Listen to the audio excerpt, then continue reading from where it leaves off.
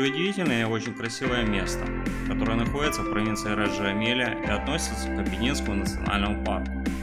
Кроме как подняться на вершину, которая не такая уж и высокая, всего 1725 метров, у подножия горы можно остановиться в кемпе возле озера Каламоне и провести больше времени в этих местах. Кроме всего этого, у кого есть спортивный интерес, здесь ежегодно проводится Вентассо эко-марафон, забег по круговой трассе по склону горы.